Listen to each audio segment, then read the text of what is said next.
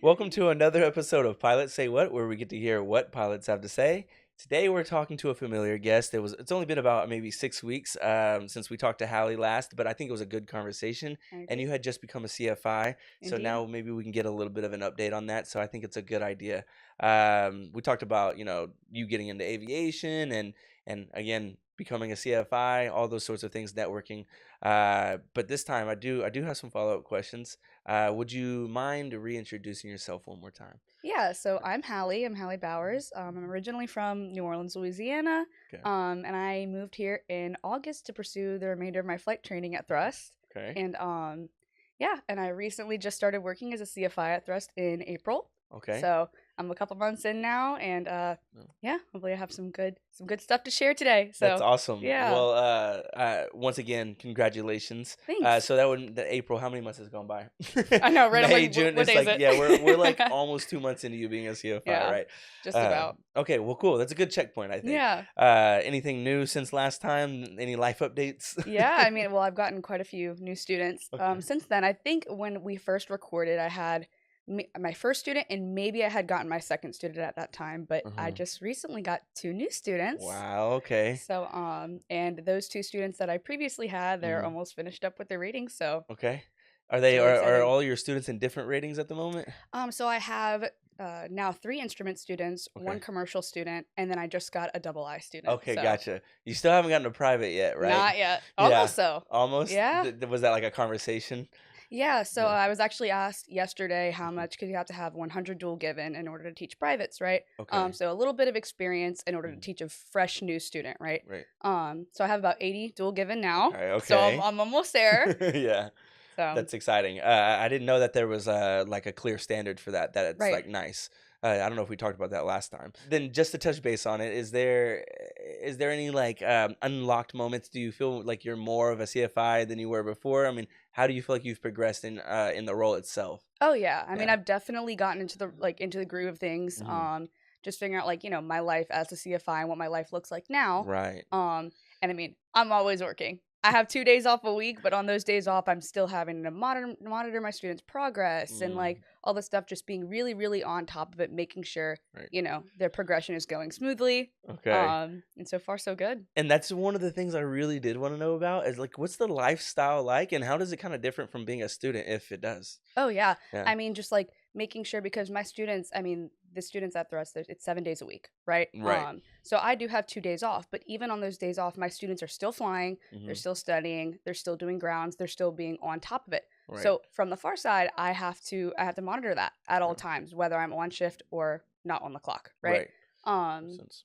yeah, so I mean just completely monitoring their time all Yeah. the time, Yeah. and making sure I'm being proactive with like, their progression, Yeah. you know. That's nice. I mean, that feels like I guess wouldn't expect for I mean because technically it's on them, right? But you have a sense of responsibility there. Absolutely. How do you kind of track that? Is there like a metric for you or something like that?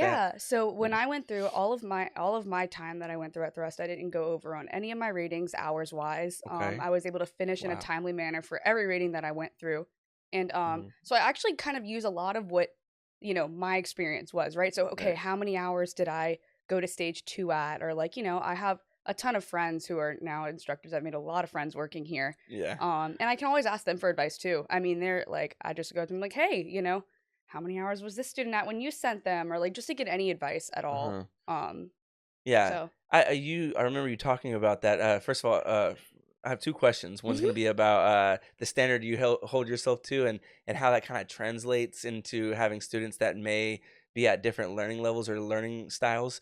But before that, I really want to ask when you say you didn't go over any hours, do you mean you didn't go over like the minimums or the allotment that we had for you? Like, what do you mean by that? So during each rating at Thrust, you Hmm. have the minimum amount of hours you need to complete the rating, Okay. right? And you also have a maximum. So there's a little gap there where that's a good time for you to finish. Okay. If you go over the maximum, that's over like the allotted hours that you paid, right? Okay. So I finished all of my ratings in that in that gap. Right. So in the allotted amount of time I was given. Hmm. So Makes sense. I did the program how it was intended to be done. Okay. So I know for my students, Okay. the progress that they should be making. And now Mhm. I understand every student learns differently. Uh-huh. Every student has their own way of learning. So you do have to be flexible and tweak it here and there. Not Yeah, every student's going to learn exactly how I did. exactly. So as an instructor, you got to kind of like learn to work with that. Right. And just, every student's like learning ability. Okay, so let's say that there's something you're teaching now, right? That came to you not fairly easy, but like you said, you finished in the allotted amount of time. Let's say a student is struggling with something you didn't quite struggle with. Is that kind of difficult for you to handle? Um, Typically, Yeah, I um, don't. Maybe difficult's the wrong word, but yeah, but just definitely different, right? hmm Because it wasn't a personal experience of hmm mine, hmm right? Um, so far I have had like, some students that have like something that they struggle to grasp more than I did, right? okay, And so that's always where like I always have people to look to. I have okay, plenty of friends instructing hmm here at Thrust and at other schools, and there's no shame in asking like, hey, is there a different way that I can teach this, or right, is there a different way that you had a student with the same issue, right? hmm What did you do? Right? Just mm, getting all these different techniques. And it's like I'm basically getting like a Rolodex of tips and tricks, right? From like, absolutely, a bunch of different instructors. And that's like what they're all there for. right, So, I mean, yeah, I mean, always just asking yeah, someone a little more senior if they have anything that helped them yeah. Help them along the unlock way. some things. That Oh, makes sense. yeah. I'm imagining there's some things that you might have struggled with during your training Mhm. that you feel good about, like teaching now. Yeah. Is there an example of that? Mainly it was when I first started Okay. an instrument, getting used to the different curriculum. Mm, That was the main jump for me, right? okay. Getting used to a more fast-paced environment, to a more accelerated environment, because for those of you who don't know, I Yeah. did my private Part 61. It Yes. was very laxed. It was very, you make your schedule. It was, there wasn't a set like syllabus or curriculum. So Right. that was the biggest jump for me, Okay. right? So going into a totally different training environment. Has instructing, now that you are teaching as many students as you are, and you've had a little bit time to spend with it, is there a change in maybe your confidence as a pilot? Do you feel that like have an effect? Oh yeah, I Yeah. mean, like you're going to as instructing, Yeah. for anybody who's about to become an instructor, Yeah. there's a big jump. You're gonna run into things that you've never run into in your training, Right. right? Especially now you're the one who's responsible. Like, there's a whole new level of responsibility, Yeah. and you're gonna run into, aeronautical decision making and like all these different things that like, you've never necessarily had to run into as a hmm student. Yeah. Um, because you always have your instructor right by your side unless you're soloing. Right. You always there's a form of comfortability. hmm But as an instructor, you got to be able to step up and take Yeah. on that role and take on that responsibility. Right. And I mean, it's really rewarding though. Yeah. But like I mean, it's you're going to run into something new. Yeah. You're going to run into things that you've never, run into before. hmm And you just got to roll with the punches and, make it work while Yeah. also making it a learning moment, right? Like a teaching moment Right. um for your student. So Right.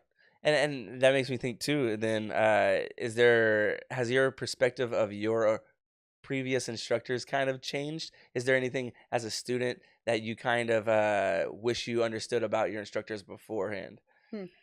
They're very task saturated all the time. They're always thinking about something. They're always looking at something. They're always monitoring, right? hmm And you never realize like how it is on the other, like what's the difference is on the other side, right? hmm Because as a student, you're like, oh, I have so much going on, and your instructor also has other students and other priorities, and they're always monitoring everything. Right. So it can be a lot sometimes, but if you're on top of it, I mean, it's 100% manageable. Yeah. Well, how much of that is a surprise to you, I guess, and maybe you could tell when you were a student, but has your understanding of how task saturated they are, has that changed? Oh yeah, I mean, Yeah. like, because now I understand it, Right. right? Like now Right. I'm in Exactly. their shoes, and it's like, whoa, But I mean, it's really fulfilling. It Yeah. really is. Like I love getting up every day. I love hmm coming to work. I love getting to interact with my students and see them learn. That's like the big thing with me is like I've gotten to be able to like see these students progress, and they Okay. basically become like a little mini me. It's great. Right, exactly. Then when you are, let's just say, it's a busy day and a hmm student needs a little extra attention.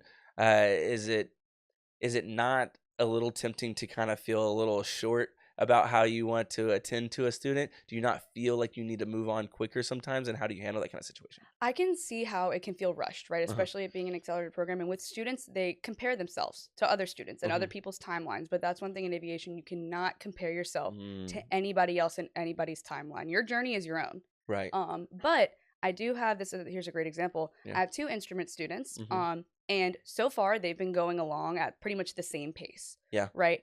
And what I've been doing, if one of them needs a little extra practice here and there, or maybe a look back on the lesson, I'll Right. have them backseat each other. Yeah. So I'll have both of my instrument students backseat each other. If Okay. they want to, they can sit in the back and kind of get a view of the lesson that they already were taught in the right seat. Right. They can sit in the back and watch me kind of reteach it. And even I think backseating is super duper beneficial. Yes. It's like the students can really sit back and internalize it. Maybe Right. the plane, people say it's a horrible classroom, Yeah. especially for like topics that should be known on the ground. Mm-hmm. If you're trying to teach those in the plane, I mean, the plane's always moving. You can't just press pause, right? Absolutely. Like you can in the simulator. Yeah, you can't pull over on the side of the road. No, not quite. There's no Yeah. parking lot. Okay? Yeah, exactly. You're always moving. So sometimes it can be hard to grasp, Yeah. right? And I totally understand that. That's Yeah. why backseating, you Mm-hmm. can go back, you can really just sit in the back. You're not the one with the controls. You can sit in the back and really focus on what's going on in front Right. of you. So I'll have my students do that a lot. And do you feel like there's like is there any resistance to wanting to backseat? Do they feel like it's not a good use of time or something? No, I've actually never had anybody like, Okay. I don't want to backseat. Like they're always pretty eager to get up and go fly. And let somebody else, I guess, take the reins. It's kind of nice, I guess, Yeah. and relax for a second and maybe learn. Right. Yeah. I'm wondering if there's if you feel like more people should take advantage of that opportunity than they do. Oh yeah, I wish I did more in my Okay. training. I had backseated a few flights, but I definitely think I could have gotten through even quicker than I did if I would have backseated, or Mm, there were some concepts maybe that I didn't quite understand if I would have just backseated. And yeah. I did backseat, but I think it would have been more beneficial if I did it more. Yeah, absolutely. Weren't we making that a little bit more mandatory at one point or something? Is that not a I thing? wouldn't. I've never had anything mandatory, Okay. a mandatory Okay. backseat, but it's always highly recommended. Okay. That is actually something I wanted to ask about. We're talking about, different ways you can help your students progress. And sometimes you're going to have to critique your students. It's just part Mhm. of the process. I'm wondering, have you ever struggled to be encouraging while critiquing them? And maybe not be encouraging, but have you struggled to make sure that they feel encouraged while you're critiquing them? Right, keeping that motivation while still giving them, constructive criticism. Yeah. I totally get that. Yeah. So for me, everybody uses the sandwich method. There's always something good that you can find, Okay. right, in a flight. Even if the student, kind of came out and was like, "Oh, I didn't feel good about that." There was something that they did well, and they might not be able to see it. So that's a big thing, making that apparent to them. Okay. Always making that apparent, always giving them a compliment about something that they did, right? Right. The thing is, there's no such thing as a perfect flight. The other thing is that you have the other side of the spectrum. You don't want a student coming out, that flight was perfect. There was nothing I did wrong, like Mm. being all, on top of it, right? Yeah, exactly. Putting themselves on this pedestal. So you always have to, I Okay. guess, keep them humble because no flight is a perfect flight, Right. So there's a way to find critiques while also combining, compliments in there and Yeah. like complimenting them and keeping them motivated, Yeah. So there's a specific way you can critique, but also compliment them as well. Have you had a moment where like a student is taking the critique kind of personal or harshly or maybe getting down on themselves? Not yet. Okay. Not yet, and Okay. hopefully All right, never. you're doing something right, it Hopefully, sounds like. typically everybody takes it pretty well, right? And Okay. I think so far I haven't had any students who have been defiant with it. Yeah. Everyone's taken it pretty well, and it's completely understandable. Yeah. I also ask them like, "Do you have any questions for me, Okay. or how do you think you did?" Yeah. Because I want to get an idea of where they think they're at and what I can do to keep them motivated. Okay. And I have like encountered students who have had like some confidence things Mhm. so far, and it's up to me to be like to push them up, right, and tell them like, Absolutely. hey, like that flight was much better than you think. Like don't be so down on yourself. Mhm. Like, and I've had students who have been doing like check ride prep and stuff like Okay. that, and they're really nervous. Check ride nerves, I can nothing. only imagine. I talked to you guys about the Nothing check quite ride like nerves, it. and talk about performance anxiety. I mean, oh my gosh, I Oh cannot. yeah. I mean, it's so like that anxiety can really get to you, and like Mhm. really those flights leading up to that kind of stuff, it is crucial to be like motivating and just being there for Mm. them like, "Hey, your training's all worth it. The work is worth it. Like Yeah. you've put so much into this." Like, you know what I mean? Yeah. Was there any moments when you were a student where you're like prepping for a check ride and you're thinking, man, I really wish I like, uh, I mean, did you have to like ask for a little more attention at any point, or seek out maybe another CFI or anything? Yeah, I Yeah. definitely that's when those back seats came in. Okay. So my CFIs, I got the look of the draw, I'll tell you what. I had some really, You really did great say that. CFIs Yeah. during my training.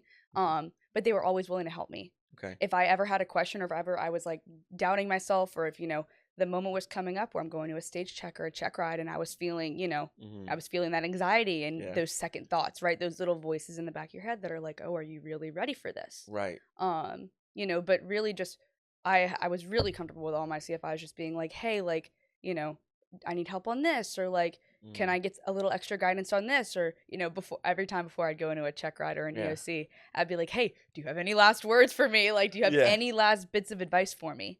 Um, and it would always calm me down.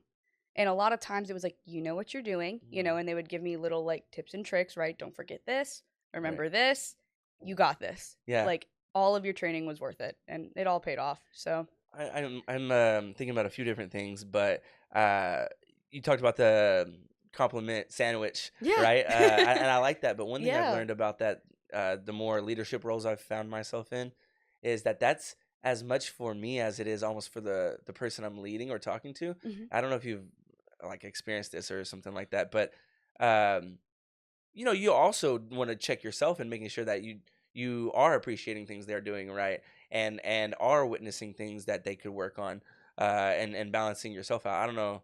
I just want to like that add that in there. I don't know if you had yeah, that experience where you're like, well, I'm glad that I recognize that the student is doing well because I thought they were doing worse than they are, but after I said that, maybe I feel a little yeah, better about them. yeah. It's like Yeah. more like, okay, like if I get questionable, like, "Oh, is the student really picking it up?" Right? When Yeah. I compliment them, I'm like, I'm really looking for like, "Oh, they did actually really well on this," or Yeah. Yeah. this is something that they're grasping, Hmm. very easily. Yeah. So yeah, I mean, it Yeah. internalizes it for me as well. I Yeah. totally understand that. Yeah, that makes sense. And then the other thing I'm thinking about is you're talking about the change in responsibility when you move from student to CFI, but it also sort of changes the way you interact with your peers. I Yeah. feel like you have a new set of peers at that, Yes, I do. and so you're sharing a different responsibility with them. All right, what are those conversations looking like now? What are those group sessions looking like now? Do you have anything like that? Oh yeah, I mean, Yeah, of course, I've made a ton of new friends as well, and just you said people that. I'm comfortable reaching out to. Right? You said a whole new set of peers,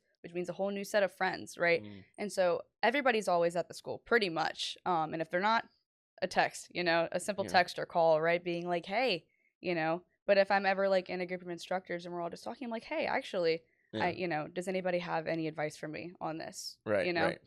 And so I would like to zoom out on that note. Hmm. Uh, things have changed a little bit. You're in the same environment, but a completely different set of peers and a different responsibility.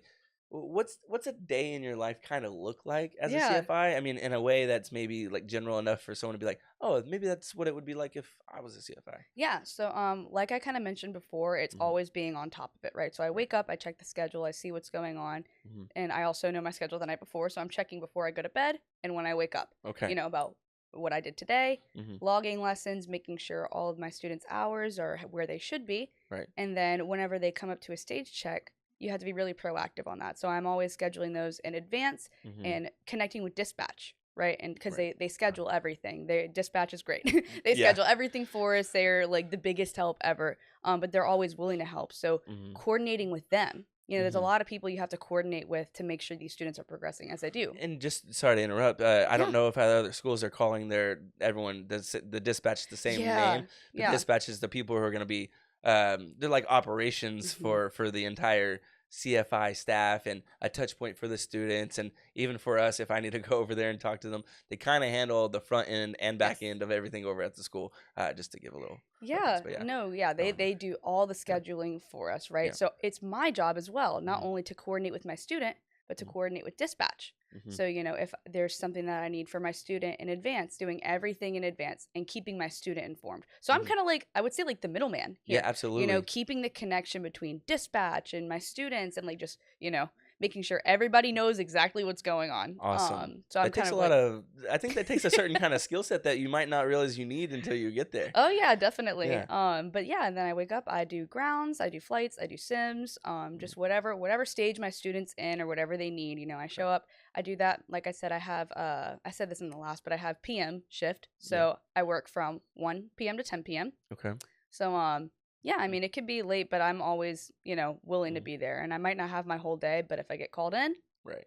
I'm there, for my students. And then I Mhm. get home, I log all of their lessons and just check on their progress, Okay. check my schedule for the next day, Yeah. and get it moving. So what does logging your lessons look like? Yeah. Is there a platform? Is it digital? Yes. Yes. So we use a platform called Flight Schedule Pro, Okay. and it's basically the schedule for everything, every Okay. reservation that's booked. It's a very, very common platform by a lot of flight schools. And that's what I was wondering too, because Yes. I have an account, obviously. That Yeah. way, I'm able to organize some of these things with you guys, because otherwise, I can't get you on the schedule. Yeah. So, Right. Yeah. yeah. FSP or Flight Schedule Pro is a Mhm. very commonly widely used platform for Mhm. anything flight scheduling, reservation scheduling, grounds, anything Mhm. like that. You'll get your schedule.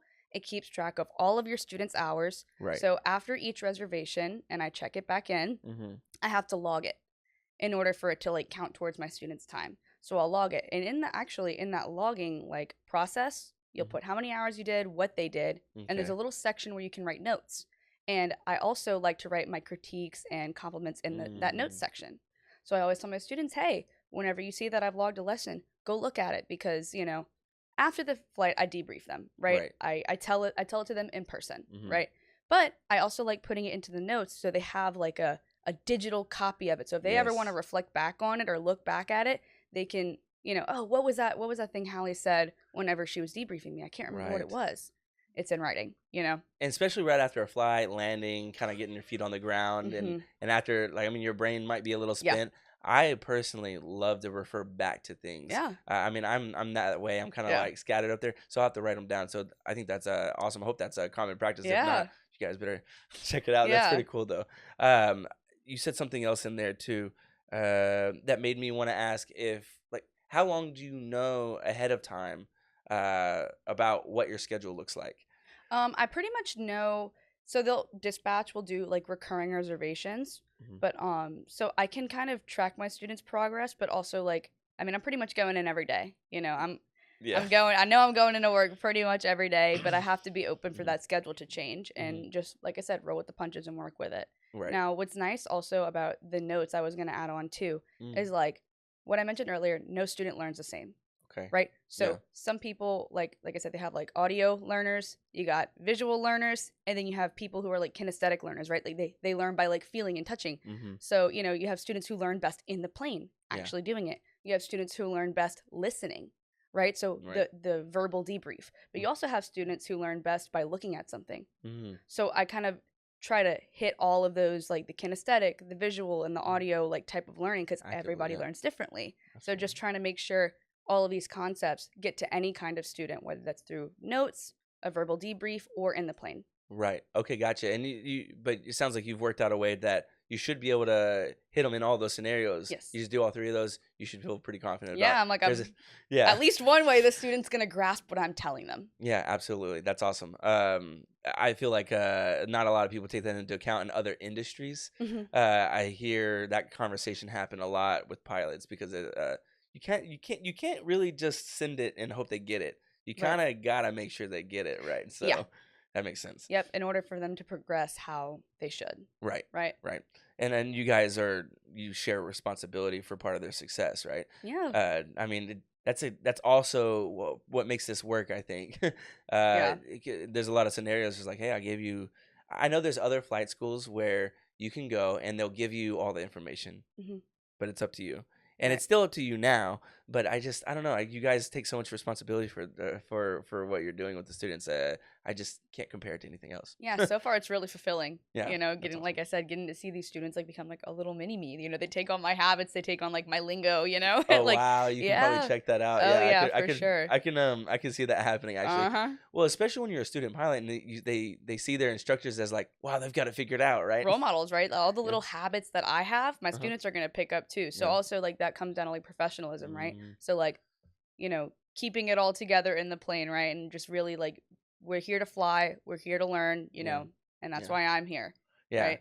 Okay, so last time we talked about landings, and Mhm. I remember really enjoying that part of the conversation. Yeah. I feel like I was able to kind of at least conceptualize it as someone Yeah. who doesn't fly. So I have some follow ups on the landings part. Hmm. Do you find yourself repeating certain advice to multiple students around landing. Again, it's only been like 6 weeks, but I'm wondering if there's like, oh, I've said that a couple times. I'm realizing how common this advice is helpful. hmm Yeah. For sure. I think so. In private, like a Hmm. main concept is like pitch for airspeed, power for altitude, Hmm. right? So you control your power to Hmm. gain altitude or descend, Hmm. and then you use your pitch to gain airspeed or reduce airspeed, Right. right? And that's a super crucial thing, especially when you're going very slow and you're very low Hmm. as when you're coming into land, right? Right. Um, and some students kind of struggle to grasp that when coming to land. So a lot of times I'll say pitch for airspeed and then use your power to control your descent, Right. right? And so far I haven't had any private students yet, right? I'm almost at that mark where I can have private students and really Right. teach somebody like a fresh, right, how to Okay. land. Hmm. But I have gotten to work with my commercial student. Okay. And a lot of times commercial students, they you go private Hmm. and then you go through instrument and you're not landing as much. You're barely Right. landing at all in instrument. Wow. You're Okay. not practicing those landings like you did in private. So that proficiency with landings Hmm. is starting to lack. So whenever they come into commercial, they gotta kind of There's some work to do. yeah, they gotta get back into the groove of like landing and getting into all that. So Yeah. my commercial student now I've actually had a lot of not a lot but a good bit of experience so far with him and Right. just getting him back into the groove of things, and so Yeah. far with all of my criticism and all the little tips and tricks I have, he's taken on to very, very well. Okay. That's great. And And yeah, then you're doing the pitch and well, I'm sorry, how pitch do for you go? airspeed, power for Yeah, yes. But altitude. that seems to be the conversation that helps a Yeah, lot, right? yes, that's Okay. like one of the key things to remember now. Okay.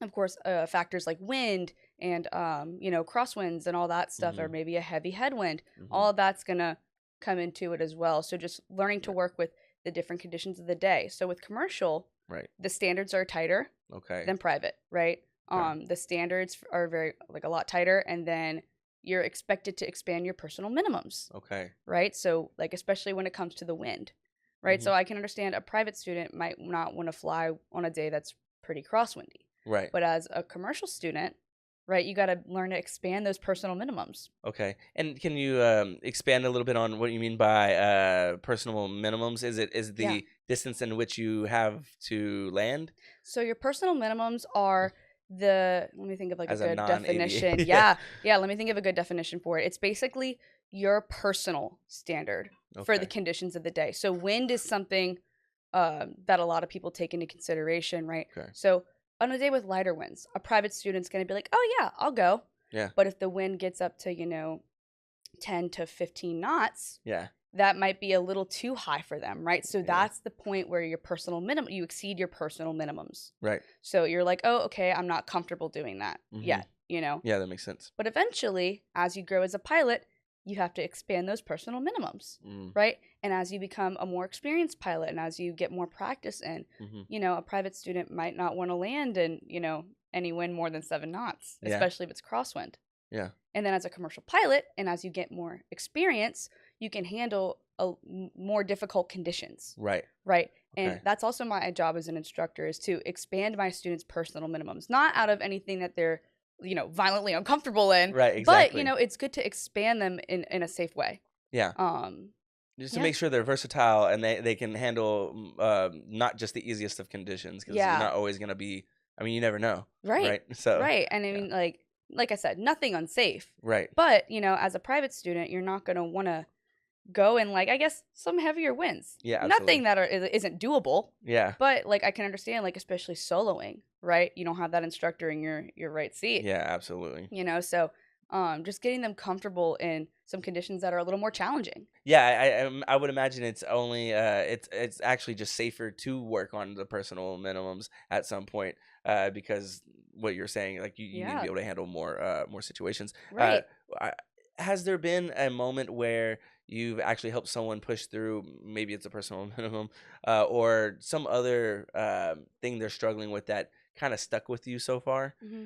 And it's kind of like a broad question, but Yeah, that light bulb moment that goes off, it can be yeah. satisfying. I'm I wondering. wouldn't really say with personal minimums, but actually my commercial student, he came from flying a different kind of aircraft. He came Okay. from flying a high wing aircraft. So he was flying a Cessna, Yeah. which is a high wing, and at thrust we fly the Piper Archers, which are Mhm. low wing.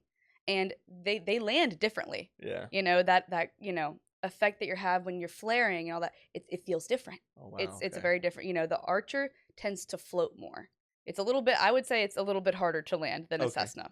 Okay. Whereas a Cessna, some people say it's pretty easy to land, but the technique you use to flare is different. Mm-hmm. So that's something I've had to learn with my commercial student Okay. is he came in with instrument. So he got a private somewhere else Mm-hmm. and then came in with instrument. Like I said, you don't land a lot in instrument. So yeah, Yeah. he can land the Archer, Mm-hmm. but doing these performance landings with the tighter standards and all these different things, the techniques are different. Right. So in commercial, I've had to kind of like acclimate him to the Archer. Yeah. And the technique that I use and like so it is kind of like I guess being like a private instructor, like teaching somebody how to land a different aircraft. It's a new thing. Yeah. Yeah, that's awesome. I wouldn't have thought about that. I Yeah. remember people talking about, oh, it's not really that much different flying a high wing versus a low wing, but I never thought about how the landings could feel different, especially when you're Landings. kind of suspended from the wings. Mhm. I bet you can feel that. It's definitely a different feeling. Okay. So yeah, I mean just teaching him like, how the Archer flies versus how the Yeah. Cessna flies. Now, whenever you're in the air, it's not that much different. But Yeah. when it comes to landings, Hmm.